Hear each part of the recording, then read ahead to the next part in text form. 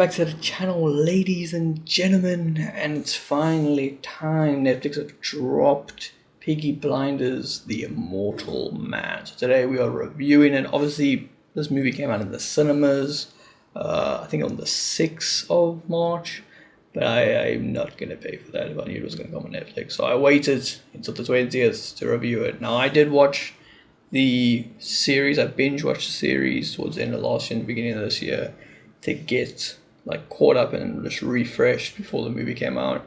So I was a little hyped for the movie. I was like, shit, okay, this is gonna be fucking cool. The closing of the Peaky Blinders franchise, that's gonna be fucking sick. When I was watching the series, I will say this before I get into the review of the movie, the season 5 and 6 kind of dipped for me. And now a lot of these big franchises, like even Game of Thrones, the first 4 seasons are top class. They pull you in. They want you to keep getting you to watch more. I don't know what happens. Maybe it's just a Hollywood thing. The series 5 and 6, and if it goes onwards, is always disappointing. There's maybe some cool moments, but it always goes disappointing or lackluster. And that's kind of what I felt with the ending of the series, the 5 and 6. Just want to throw that in there before we get into review. So this movie kind of had the same kind of feeling for me. It was a bit lackluster.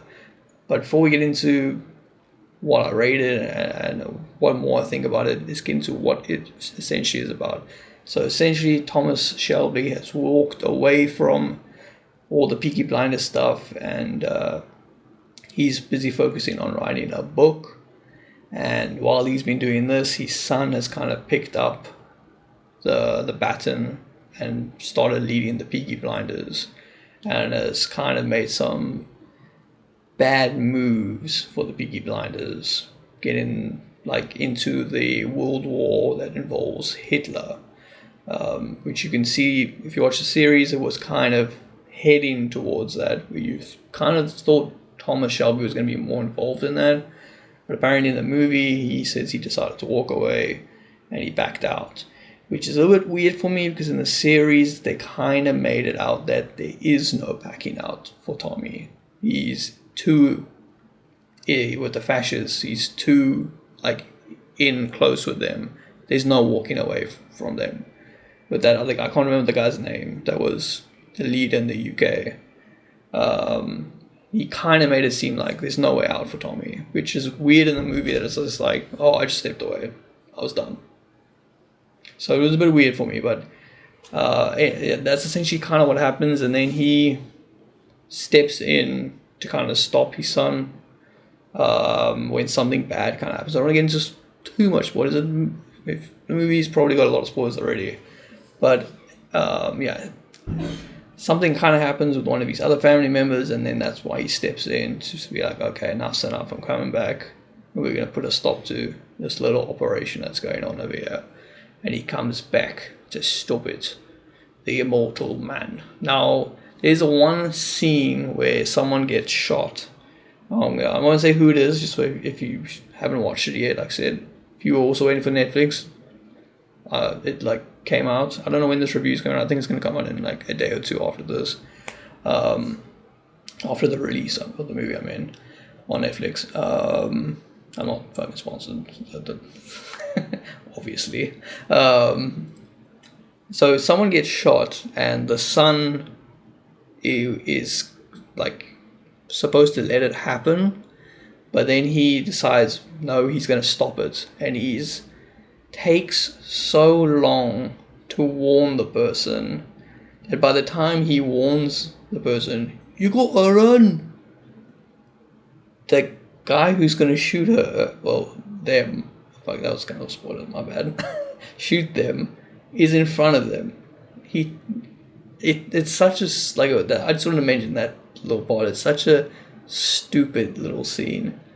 But yeah, overall, the movie wasn't great in my opinion. It's we could have gone without this little chapter that they decided to throw in, because I just kind of feel like it's not necessary. Also, one of the things, in my opinion, goes against Thomas Shelby's character is this is gonna be a little spoiler. He does reveal it very early on.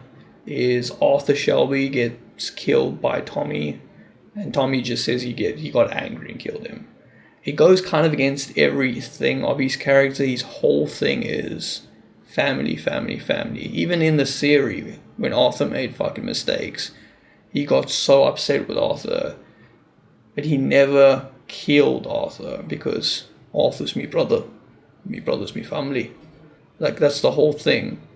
And for him to be like, oh, when Arthur was on his little bender and he got angry, and I couldn't help myself. I lost my temper and I killed him. Fucking stupid. Just say that he killed himself or something like that. Fucking don't make up.